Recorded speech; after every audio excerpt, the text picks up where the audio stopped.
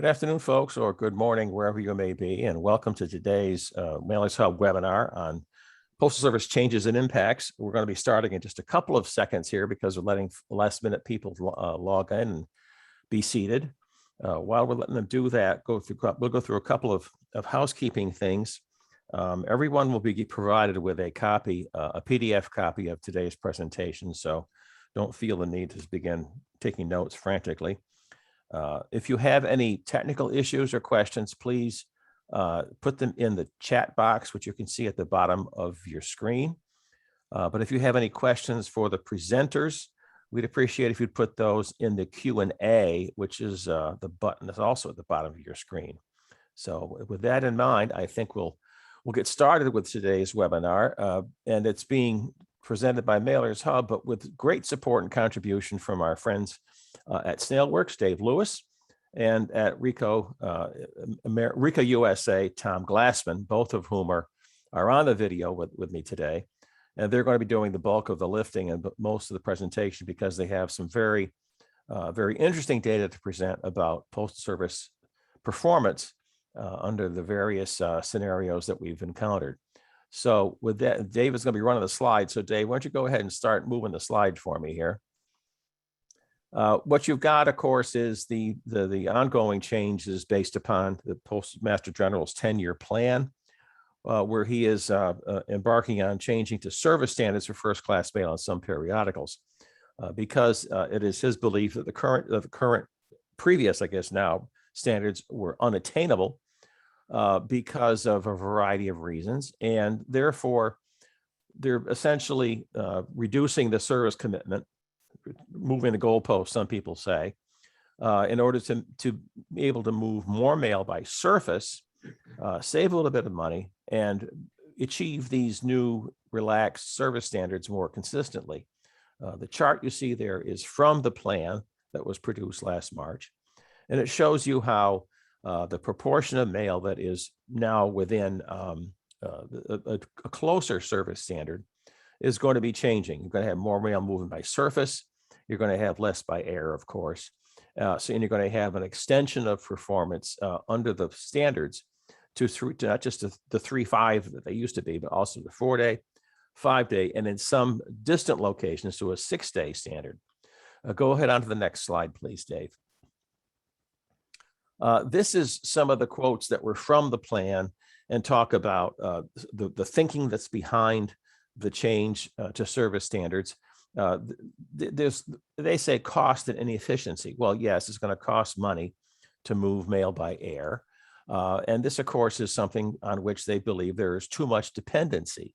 During the pandemic, about 70% of America's flight capacity was grounded for obvious reasons. Because so that meant that what would be on those planes, mail, was going to be diverted elsewhere. And of course, the Post Service also depends upon FedEx and UPS to move a lot of mail by air. So they were having their own problems because of increased volume of expedited items. They wanted to move in their own aircraft. So the Post Service wants to use trucks more. This is going to let them become, they believe, more consistent and reliable because they have more time in which to become consistent and reliable. So doing this is going to move more mail on by truck, but it's also going to save money. The trouble is the amount of money being saved is a fraction of the Postal Service's annual transportation budget. So there was a lot of question raised about that during the Postal Regulatory Commission's review of the proposal and during the Postal Service's request for an advisory opinion. Next slide, please, Dave. This again is a version of what we saw earlier. The bullseye shows you how the Postal Service is basing days of service by distance and time. So if you're over 3 hours, 3 to 20 hours, and so forth, as you can see on the right there, your service commitment is not going to extend from what used to be 1 or 2 days, or even 3, from 2 to 3, or 3 to 4 or 5. And there, as I said, for some far distant locations, there's going to even be a 6-day standard. Next slide, please. I believe these show you some examples of what's going on. So if you're in the Northeast, The short drive on the turnpike from Boston to Albany is not going to be something which the Postal Service believes earns them 3 days to achieve service. Up the coast, New Haven to Philadelphia, same idea. Halfway across Pennsylvania, Pittsburgh to Harrisburg, just over 200 miles. The Postal Service says it's a 3-day standard now. On the next slide, we can see how that applies in the upper Midwest, just going halfway across, or better way across the lower peninsula of Michigan, going from Chicago to Indianapolis, or just halfway across to Ohio. Again, the distance exceeds 139 miles. So therefore, that gives them the chance to make it a 3-day standard. Moving elsewhere on the next slide, you can see how in Texas, including Shreveport, you've got some relatively short distances that now will also become a 3-day standard. The next slide talks about the 4-day standard, 930 miles up and down the West Coast, from Milwaukee to Denver, Dallas across the south of Jacksonville, Atlanta up to New England, up to Hartford, exceeds the 930-mile distance of the 20 hours drive time in their estimate. Therefore, they give themselves 4 days to deliver. And the next slide shows you how that works across greater distances from Houston up to Portland, Maine, not even all the way across the country, from San Diego or San Francisco across to St. Louis or Nashville. And so these are not terribly great distances, but the Postal Service now has 5 days in which to make these transits. Now, what you have to understand is part of the Postal Service's plan is not simply to drive from Buffalo to Salt Lake nonstop. They intend to use a variety of surface transfer centers along the way, at which they would deposit mail and collect other mail that's being exchanged on different routes. So if you're going to be going from not A to Z, but A to W and then to X and then to Y before you go to Z, you're going to take more time. So this is going to be something which the Postal Service believes is going to improve the reliability of their service. Whether that reliable service is at the level of performance that we would expect for our money, that's a whole other issue. And that's something we'll talk about today later on. So on the last slide that I got from my part here, you can see all these things that they're going to be doing. That they want that buffer to absorb delays, and they want to have all these contingencies to allow them to move mail by truck as if there are enough drivers to move those trucks, and still achieve this very relaxed service standard that they believe is going to provide more acceptable service to customers. And I don't know where they believe that's acceptable or not. I think there are many transactional mailers who would differ with that, but this is the premise that they presented in their plan, and this is showing you a kind of where things would be as a result. Go ahead on to the next slide, and I believe, Tom, it's you. Yep. So quick story before I get into the reality of the alerts and the information within the alerts. So recently had a problem down in West Virginia, of all places. Our mail, the delivery of the mail was showing greater than 5 days. And when we pulled up the tracking, we noticed that it was approximately 25% of our mail was taking between 6 to 10 days to get delivered. So we looked at 10-day period, and then we looked at the day we mailed it, and then started to do some calculations. So related to the alerts, I had 100 pieces of mail go to West Virginia. 25 of them defaulted out to 10 days. What's the percentage of mail that was late in excess of the 5 days? 25%. If we take it over a 10-day period and I mailed 300 pieces, now what's the ratio of that late mail? It's actually 8.3%. So what happens is by taking a time span or over a period of time, you end up diluting what the actual percentages are of the mail. If we put it on a consistent basis, it'll water down that last figure. So for instance, on my team, I have Michael Patterson. We track the mail every single day. We were playing with different graphing. We were looking at the averages. We found that the average, which is exactly the way the post office reports, was not giving us a true picture of what was going on. And I'll show you with my ending example in New York and New Jersey. So the post office is giving themselves a pat on the back. They've done a great job. First class mail is up because we elongated the standards. First class mail is up, marketing mail appears to be doing a great job, and periodical as well. They're slightly improved, but I think we're going to get the real story from Dave later in this webinar. Next slide, please. So Mr. Kelly has put a question up in the Q&A. The question is, how will the current lack of drivers affect this plan? I think it's going to greatly affect the plan. I reported a couple of months ago from the Coyote logistics report that was out, Coyote being a division of UPS, that the driver situation, it's tough right now. A lot of people are approaching the retirement age. During the pandemic, a lot of people found they wanted to spend more time at home. So a lot of drivers, rather than going back into driving, were taking warehouse and fulfillment jobs for basically almost the same amount of money. So I think we've got a major issue coming up.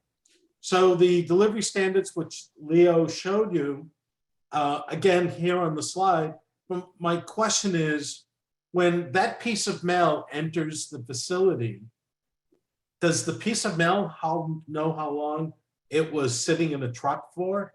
So, and I'll be bringing up my point in a minute as we move along in the slides. Next slide, Dave, please. So what am I seeing? So let's level the playing field. So I have approximately from our processing centers in Ohio, Texas, New York, and Arizona, we're tracking approximately 6 million pieces of mail with the help of Pitney Bowes. What happened was last season, when we found all of our mail that we were doing direct presentment being presented in Cleveland, and the Cleveland facility, as most of you know, was the first one that was having major issues, trucks backed up 72 hours. We had worked out with Pitney Bowes, wonderful people, and we entered our mail into their network so that they move the mail further downstream for us. So in reality, even though the post office showed a 1 to 5 day chart, a lot of our mail should be in a 2 to 3 day processing category, because Pitney is basically drop shipping it, even though it's first class. They're processing and bringing it closer to that delivery point. So this is right from our scorecard. You can see the amount of Pitney Bowes facilities that we're using within their network. So again, first class transactional mail being pre-sorted and dropped. The numbers I'm going to show you, I'm presenting to you, are the start the clock of when it hits the dock at the post office. Dave, next slide, please. So at the end of middle September, end of September, we basically had strong 2 day, 3 day. And then as we head towards the end of September, with a couple of glitches, you can see the mail starting to get longer and longer out there. Again, I'm dropping it closer to the delivery facility. But if you look at my 10/8 slide, because we go out 10 days from 10/8, so that is in theory, mail as of yesterday is taking almost 10 days to get delivered. So peak on 3 days, and then it kind of drags out over quite a few more days. So again, why? The piece doesn't know that it was sitting in a truck. So why is the mail that's being processed at closer facilities taking so long to be delivered? Next slide, Dave, please. So this is the profile I'm starting to see. So as you can see, our peak has gone from 2 day to 3 day, and then the stragglers are coming in behind out to 10 days. Dave, next slide, please.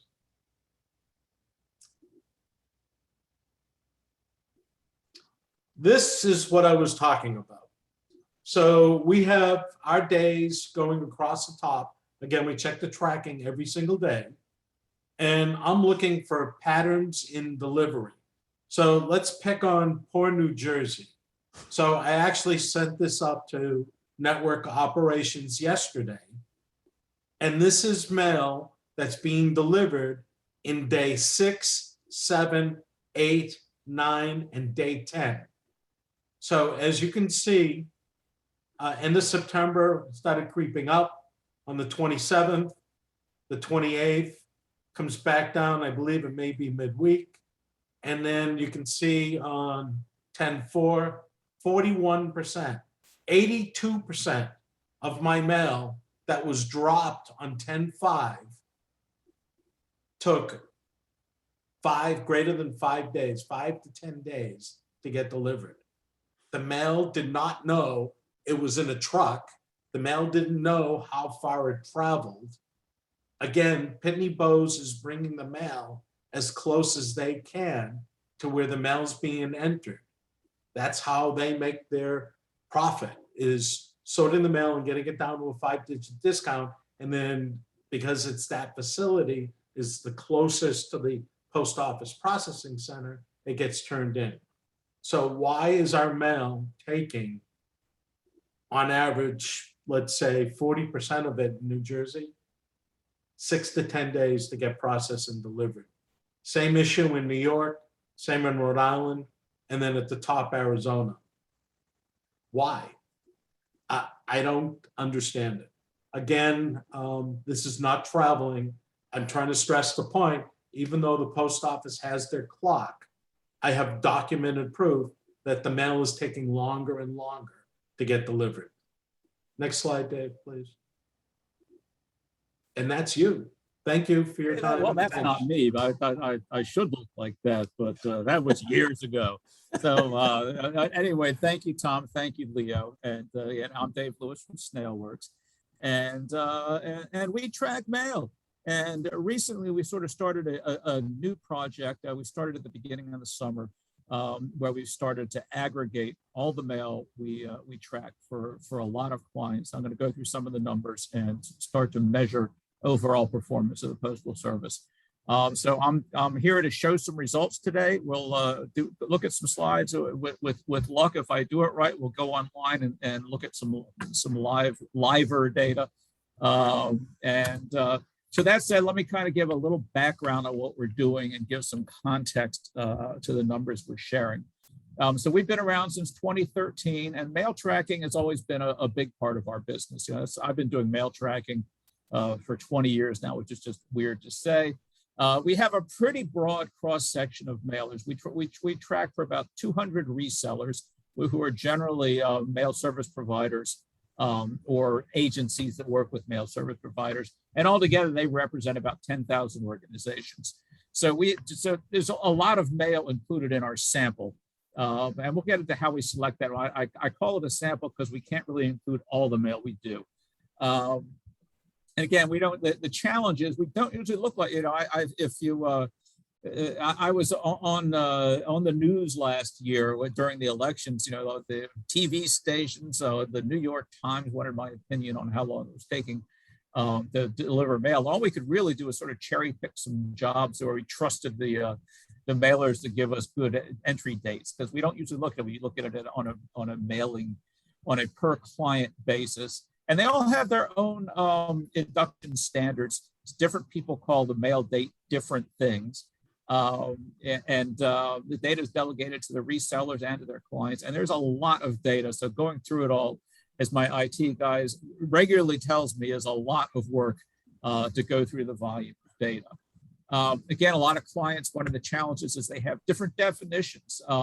Some people call the mail date the date it's submitted to the bulk mail entry unit.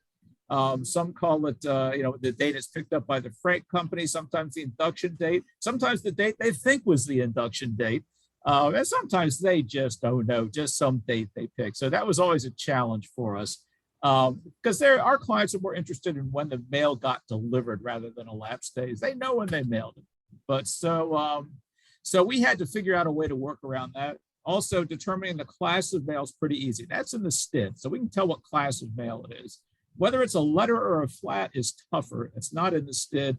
We've figured out some operation codes that only occur in different kinds of mail and almost always occur in them, as well as some other elements to the IMB to kind of figure that out. So we could tell a letter from a flat. We ignore our customer supplied mail dates. For their own jobs, of course, we use their mail date. But for this, we only use USPS induction events. And 99% of the time, that is when the fast appointment is closed or when they scan the a container of mail for acceptance, initial receiving of a container of mail. Those are really the only events we consider start the clock, which is kind of similar to what the Postal Service does on their service performance measurement. Again, we use scan characteristics to determine mail piece shape, and we only include qualified pieces in the results. So the qualified pieces, it must be full service because that's the only place where we get container scans. It has to have a valid induction event, as we said, and it has to have a valid stop the clock. It has to get delivered. If we don't see it get delivered, we don't count it. Right now, about 70% of the mail we're tracking is qualified and can go into this. The most common missing element is the induction date. And this is kind of a sore subject for me. The Postal Service does not, it has some real issues with scanning containers sometimes.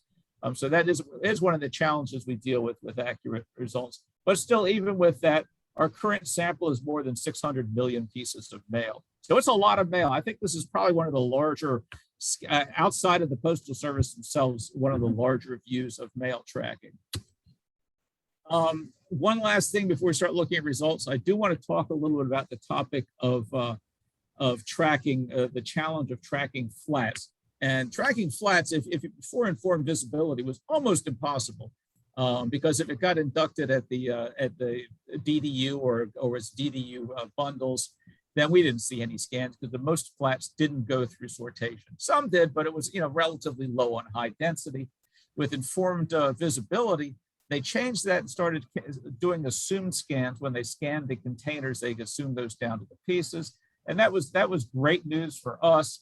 And one of my many roles in life is to work with MTAC on user group 4, which kind of we're users of mail visibility, and so we sort of started this project to try to improve flat scanning rates. And so as part of that, we generate this data on a monthly basis for the user group 4. A worthwhile user group. If you want to participate in that, just let me know. We can get you invited to that too. But so this kind of, just to summarize, and this is September we're looking at here, and it was disappointing. It was considerably worse than we've seen in the past. So the first thing is the sum of percent scanned. That means these are pieces, and by the way, this was 22 million pieces of flats in September, so a big sample. So of those, only 92% got any scans at all. That means 8% of the mail, we never saw any scans at all on these flats. And you can kind of see, we break it down by the different types of mail, and carrier route was the big violator here. Only 87% of carrier route got scanned at all. It means entry scans, anything. We tracked about 69% to delivery, and that was mostly dragged down again by carrier route. Because the way usually we see carrier route is they scan the containers as they distribute the bundles for delivery, and they just haven't been doing that. The Postal Service has their own measurement that they assign. You can see that's only 42% that they show track to delivery using the Postal Service logical delivery event. And it seems like the busier the Postal Service gets, the less they want to scan containers. So that's of course, that hurts us because we want to be able to track flats for our customers. And B, the Postal Service's own performance standards are really based on this. So if they're not seeing a lot of the pallets come in, a lot of the containers, then they're not seeing it either. So enough whining for me. Let's look at the results. And I'm going to start with a theme that might surprise you, which is in the last few weeks, the Postal Service has been doing pretty well. Delivery's been looking pretty good.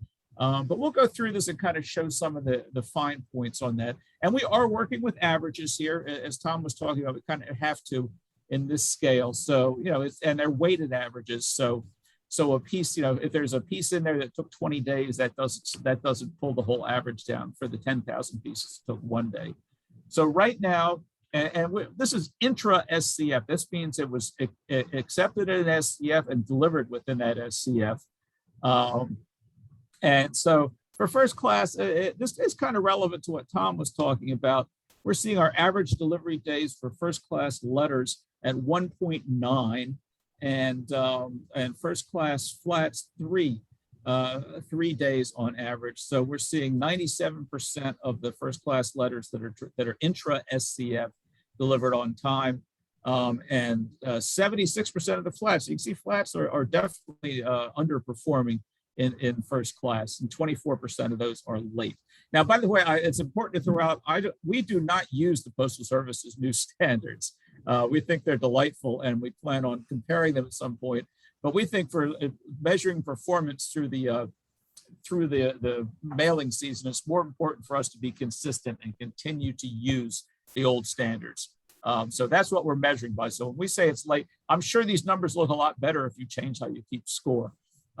Just as I'm a good basketball player with a 5-foot basket, so the standards matter. And I'm not even a good basketball player with a 5-foot basket, to be perfectly honest, but still. Standard mail, and this counts a little more on intra SCF, and I'm going to be talking about this a lot, because I know a lot of mail service providers are doing a lot of standard mail, and standard is nonprofit, or technically it's called marketing mail, but we like standard better because it's easier to type. And so there we saw 2.2, and we've seen this very consistent. I'll be showing you some detail on this, that standard letters, if they are dropped intra SCF, if you drop them in an SCF, then in most cases, they'll be delivered in about 2 days, 2.2 here, and 96% of them are on time. Now, the standards, the delivery standards on standard mail are much, much more generous than on first class mail. And I'll kind of show some details on that as we dig through this. Flats a little slower, but still not terrible. Now, this is that was looking at the whole base of history that we have. Since we've been doing this, and that was June through now. So we looked at just the last week. Again, very consistent with normal standards. We haven't seen it get a lot better or worse. Kind of stayed on the same tack.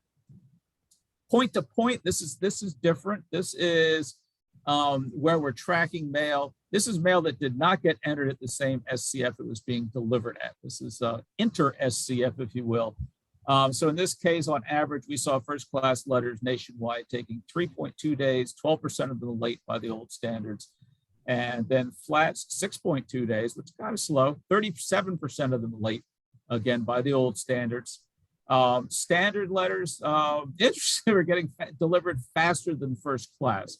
We think a lot of that has to do with how our clients enter this mail. So don't take that too seriously. And again, standard flats on average, we saw 3.6. But again, we think it has more to do with our client population than it does. I don't think standard mail is really faster than first class, but that's just I'm here to report the numbers. So what I wanted to do before we go online is just kind of show some typical delivery times we have seen from different pairs I've seen. And it's hard for me to do city by city to have enough data. And one thing I need to explain, even though we have 600 million pieces of data in this, I still can't necessarily give you very good information on, mail from Des Moines to Dubuque. I may not have that granular data when you look at it by week and start splitting it up. So these are some typical things we saw. So a first class letter from Chicago to Florida typically is 2.76 days. Los Angeles to New York, 3.2 days. Baltimore to Texas, get a little over 3 days. So you kind of see these were close to being on time by the old standards. A marketing mail letter, of course, in this case was more reflective of reality, which were slower, about 6 days for Chicago to Florida, 7 days for Los Angeles to New York, and not too different from Baltimore to Texas. And again, I have very few first class flats that we track, to be honest with you. So I couldn't find a good pair that I thought, but we did have Los Angeles to New York, where we had enough pieces for a valid sample.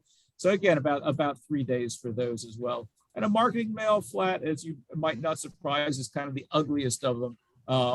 Anywhere from 7 to 8 days for delivery from point to point on those. And again, I think we have our clients have a little bit of advantage because of the way they're preparing the mail. I think more important to most of our customers who are doing standard mail is intra SCF performance. And that simply means mail that is dropped or that is deposited in SCF and delivered to addresses within that same SCF. So there's very little postal transportation involved. And again, and I don't do this for first class in this case, because this is really, first class doesn't do drop shipping as aggressively as standard mail does. So again, you can see here from, the averages are, two or a little over 2 days. If these do, and I just picked some SCFs. I'm going to be showing you a lot more of these in a minute when we go online. Again, for flats, not a whole lot slower, which kind of surprised me in terms of if you deposited the SCF, getting it delivered within that SCF. And so before I go into a zillion maps, so that's just kind of some overall stats on what we're seeing for delivery and how we're measuring, how we use that. But now I'm going to go ahead and make the bold attempt to go online here. Well, so far so good, I think. You guys are seeing my Snailworks page now, right? Mm-hmm. Yes. Okay, good. Just want to make sure. I'm never, I'm not. I'm brilliant at tracking mail. Working Zoom, not so much. But anyway, so here we go. This is we've sort of dug into my secret super user level here.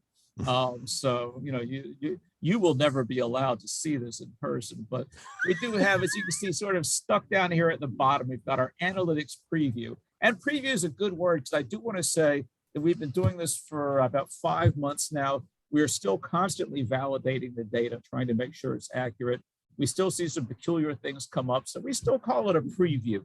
But we've tested this data pretty thoroughly at this point, and I feel pretty good about it. So the first thing I want to look at is national performance by week. This is a very broad brush, and this is kind of what the Postal Service it shows in their performance measurements, which is, and again, this starts in June 7th and goes through this is the week of, it goes through the week of October 11th. So this is pretty recent data. The pumpkin colored area here in the spirit of Halloween is on time. And then we have strata, sort of some strata up here of how long it's taking beyond that. So as you can see right now, and if I mouse over these, it'll show me I've got 91.9% of the mail in the last week was delivered on time. Now, last week's a funny week because there's a holiday in it. And so the post office gets an extra day, because like the Postal Service, we don't count Sundays and holidays. So I have noticed a theme that the week after a holiday, they look better. One last thing I'll explain in terms of the dates is we are talking about delivery dates here and sort of looking backwards to when they were mailed. So when we're looking at this, it's not when it was deposited, it was when it was actually delivered. And the week before that, it was kind of, it had been worse, and so it looked better. And again, I'm using the old standards here. But now one interesting thing we can do is I can hide the on time, and this expands out how many days late it is. So this is that little sliver taken and expanded, so you can kind of look into it and see it. In this world, all the mail's late, but we don't live in that world. But nonetheless, this is the world we're looking at. So here you can kind of see that the category of 5 days late, again, by the old standards, has started to expand. So 21% of the mail, or of the mail that was late, was 5 days late. That's hard to explain that, so that the darkest area has been expanding. We'll continue to watch that, but clearly that's a result of the change in standards. So while the overall on-time performance so far has been pretty decent, that is a difference that's there. And I do want to point out that for what I've seen anecdotally, mail volumes are relatively low right now still. And the Postal Service is pretty heavily staffed. because they are, and again, in the past, last year when we looked at the delays in mail, and there were some doozies, a lot of those happened at the destination point, not in transportation, not in that. So, so that's part of why they're doing well. We'll see how they perform when volume really does pick up. Now we also have the option of looking at this as in the standard or the marketing mail. And here's kind of a funny thing, which is it's actually more on time than first class. But again, they have a very generous standard for that. When I show you some maps, you'll see how generous it is. So with a good enough standard, Dave, everybody can look good. Well, that's it. That's I can't think of a joke, but if I could, I would use it right now. It's a 3-foot basket. Okay, 3-foot basket, exactly. At that point, even I got a shot. So some other things that we could look at here. So let's look at some of the something that's interesting, I think, in terms of how you look at delivery and what matters, because where you mail from makes a difference, and that's one of the things we're finding now. So this I got all kinds of variables in this map. So let's start with, right now I'm looking at mail. This is mail that was inducted in 1 SCF and how long it takes to get delivered. So this is North Texas we're looking at right now, North Texas, Texas. This is first class letters and looking at all available data. This is all the data we've had since we started doing this. So what we're looking at first is just a map of the standards. And this is it's a little, because we're not doing it in a 3-digit view, you have decimal points in your standards. If you were looking at by 3-digit, it would be different. But so this is just standard. So let's look at the actual mail. Again, this is first class letters. So yeah, most of it took 2 days. A little bit of 3-day here and there. Let's see. We can also see how much it was late. And on an average, really no mail was late. I mean, again, that doesn't mean there weren't any late pieces in there, but on average across the country, if mailing out of Texas, first class letters were on time. Now, I'm going to go ahead and put this back to actual days, and let's look from somewhere else and see what that does to it. So I'm going to go to Anaheim, California, and let's look at how it looks when we induct mail in Anaheim. Again, this is first class letters, actual days to get delivered. Yeah, a little different when you mail from Anaheim, and how much of that is late. Some, not a lot, not a ton. Maryland, you'll find, is a special case. It's ironic because Snailworks is in Frederick, Maryland. And Frederick, Maryland is technically a 3-digit on its own, and it has the worst performance in the United States. So that's the honor of, I guess they found out where I live and punished me. But anyway, that's neither here nor there. So now this is, again, looking at all available data. One other option we have is we look at just the last 2 weeks of data.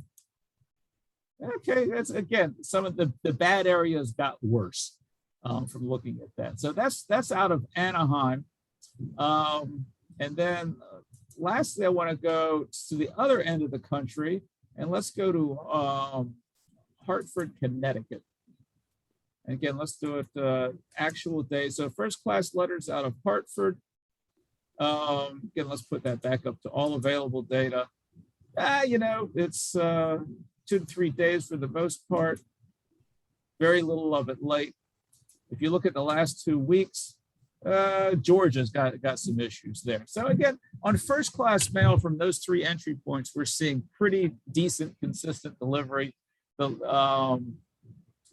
the other thing, the thing I want to go to also here is standard mail, because again, a lot of the people on this call and a lot of mail service providers live with standard mail. So I'm going to go back to Anaheim. If only we could really travel this fast.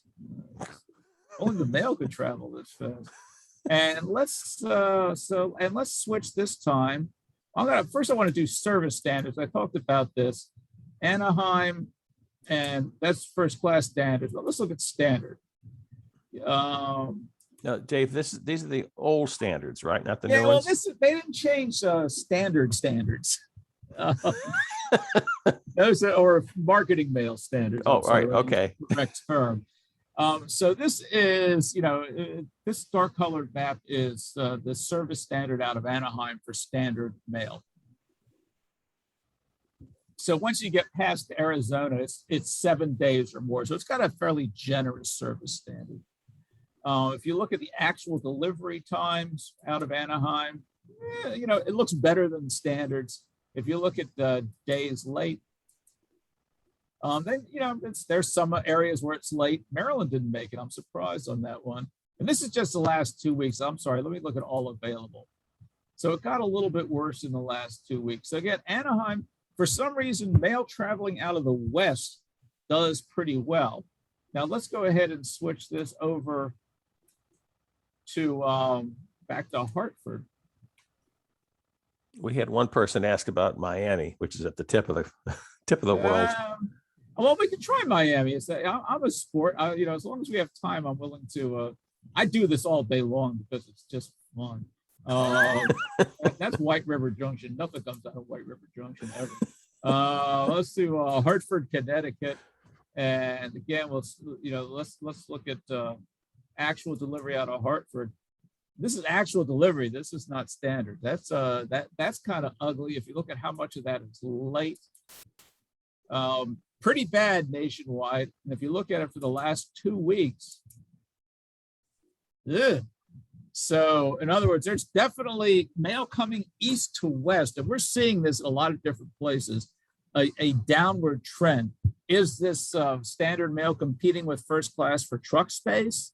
Don't know, but we have, again, I'm trying not to editorialize more than I have to, but we have seen, again, mail coming out of from east to west looking pretty bad.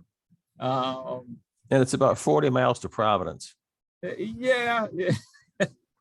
And I don't know what was going on in Pennsylvania, but, average delivery there was 12 days out of Hartford. So there we go. I'm not sure what happened there. Again, sometimes sampling inconsistencies will cause problems. And just because I've never done this one, and I don't know how much mail we have come. Part of it is we need places where we have mail coming out of. But let's see if we got any mail coming out of Miami, which is 330 is what I use for that. Well, let's try 331. And let's submit that. We may not have much mail coming out. Yeah, a little bit. Standard mail, days late, most of it's on time. So isn't that interesting? Mail out of Florida, and again, if we look at it at all available, mail out of Florida doesn't do so badly standard mail. Yeah, I don't know the size of the sample. I have a feeling it's probably relatively small. Part of the message here is, and anyone who knows me knows I'm going to say this, you need to track your own mail all the time, because there is a lack of consistency, whether you're going east to west, west to east. One last thing I want to show, which is a little different than all these maps. I can show you. Oh, by the way, all these maps do have charts below them too. So if you don't want to look at the pretty pictures, you can also download charts from that. And by the way, that just so none of this is available to our customers right now. This is still in development in that respect. So right now we have customers who call and ask me to plot out their mailings, and we sort of do that for them. But this is all really, this is. I had to go ask our IT department if it was okay for me to show this so I wouldn't break Snailworks. And so I got their permission. So this last little bit I find kind of interesting. This is a different perspective, a report generator we have. So in this case, what I want to do is we can pull a lot of variables into this. I'm going to pull in induction SCF. So that's a listing basically of all the SCFs in the country. And then we're going to pull intra SCF. And this is, again, I find our customers do find this information very valuable. So we're going to say yes to intra SCF. We're going to say standard mail. And we're going to say letters. So that's sort of the parameters we're using in this. And so in this case, I want to see what the intra-SCF delivery time is for standard letters. In other words, if you drop shippers, if they go to these facilities, what are they going to see? And so let me see pieces. And by the way, we changed it. It used to be, we had to figure out the weighted average piece of it. So we use the postal standards and we do use weighted averages. And let me get rid of these things because they're not helpful at this point. So they're still in the formula, but we don't have to look at them. And oops, then I can sort them by facility. So and because I'm going to sort from the worst to best, of course, I'm going to try to. There we go. So this kind of shows southeastern Pennsylvania, 5 days, 4.99 days for southeastern Pennsylvania do intra-SCF drops. This is again over the whole summer that we're looking at all of the data. There's Frederick. I told you it's always right up there. We're at 4.2 days. So you can see there isn't a cluster of states that tend to of SCFs that tend to do badly, or that don't do as well as others at least. One last thing we do like to do, or I like to do to validate the data, we can also show how many pieces are in this, because sometimes the number of pieces in the sample matter. So in this case, like you said, I only have 168 pieces in Frederick. So as much as I like to pick on my hometown, that's a too small a sample. But the rest of these, you can see there's pretty decent sample sizes. There's a lot of mail we're tracking in these locations. So I feel pretty confident about the data in those cases. So that's one of the perspectives we can get on this. We can also look at different weeks. So we want to look at what happened last week. We can kind of see how people performed in that particular week. So again, in this case, Honolulu, not really a big surprise, is slow on intra-SCF. I am concerned about that. And if Mailers Hub wants to, send me out as a correspondent to see what's going on there, just let me know, and I'm on my way. When it gets colder around here, I'm on my way. But we'll see how they perform. Again, some of the samples are small. They're southeastern again. So Pennsylvania, and there was a facility that got damaged there. The Postal Service doesn't talk a lot about. So that could be impacting some of these as well. So I don't want to. I mean, I can sit here and flip these things all day long. Different queries from different areas. But so generally what we're seeing is that so far the postal performance has been relatively flat. It hasn't. We haven't seen a lot of harm from any of the changes that have been put in place, at least relative to this summer. They're kind of meeting the standards they hope to. Now it is very early in the mailing season. I don't think the mailing season has really begun yet. Certainly not for packages. So we'll be. To me, a lot of this information we're looking at, the trending in the long run is going to be more important than the actual dates. I mean, this intra-SCF stuff is valuable for people who are doing drop shipping. And just for fun, one last thing I'll look at, then I promise I'll stop. I'm going to get rid of the date variable in there. I'm going to get rid of letters. Let's look at flats and see how much of a difference that makes. I'm very easily amused. So flats, again, same thing. So there's Frederick, Maryland, worst place to send your flats. And kind of southeastern Philadelphia, you sort of see the same people coming up as that are a little bit slow in that. Baltimore is usually pretty good to it being bad. So we keep an eye on those. So flats, again, a little slower than letters. Although when you get down into the meat of it, most of it is down.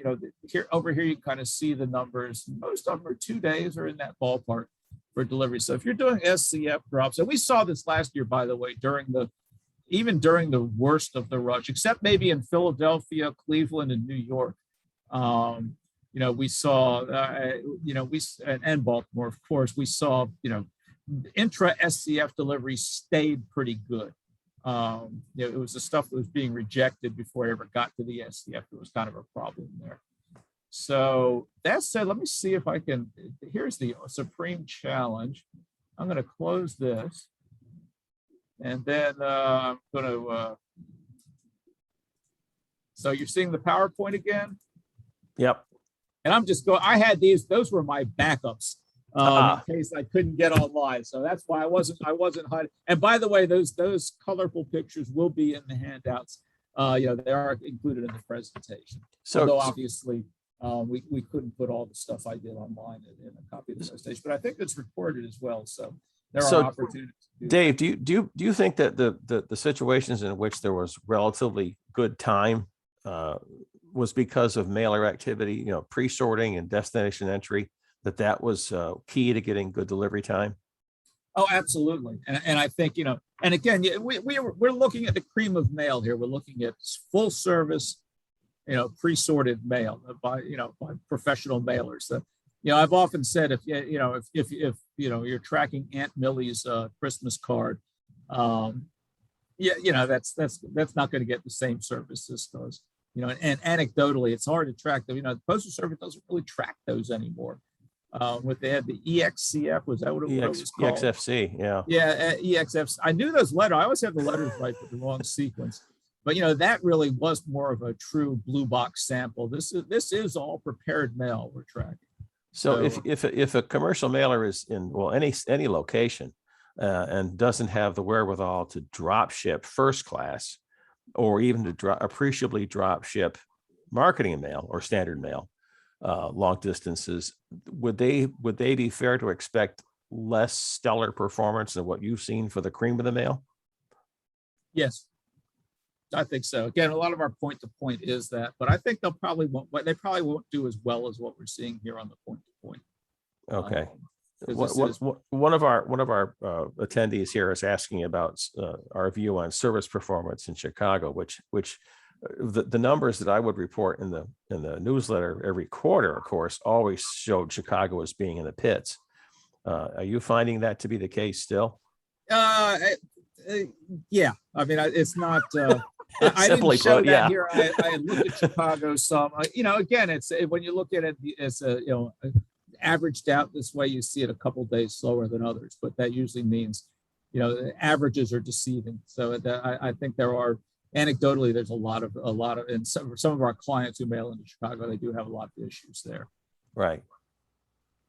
So I guess that by the time we finish the busy season, we'll have a lot better picture of how the new service standards really have turned out. And is it possible to identify within the data that you've got some of the factors that we talked about? Can you tell what's been drop shipped? Can you tell what's been, what's more finely can the different efforts of commercial mailers be identified within the data that you either one of you collects, Tom or Dave? Yeah, I mean, we can identify what's been drop shipped, and again, we don't have we didn't put so many parameters in the data to measure, right. But just by just the fact that it's inducted and delivered in the same part. It's either drop shipped or very local mail that was dropped by a local MSP. Right. Well, while you were when you were speaking, a person in the chat box mentioned how mail that was entered in New Jersey on the 7th is just now being delivered. So that kind of goes to Tom's report. And I guess the outliers like that are always going to be what seems to be the more problematic circumstances.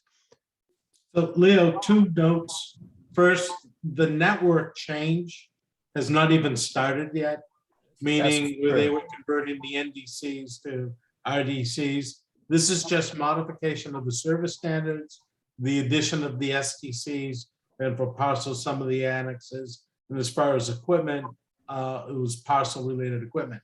This is not even taking into account the complete network change, possibly coming January. Right. So we have not yet seen the full result because the full implementation has not yet been rolled out. And then the second point is the fast user group. Actually, I don't know if it's just going to be in general of the fast user group. Starting November 1st, there will be headquarter meetings, open meetings for monitoring the mail and discussing any issues. Online meetings last year. Right. We'll have the online calls.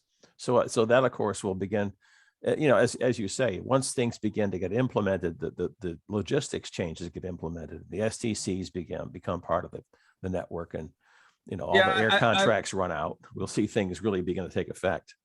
I think what we're really looking at here so far is the baseline.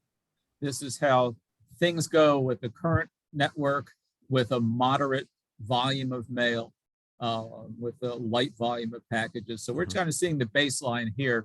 And, you know, I'm really cheering for the Postal Service to defy everybody and have a great season.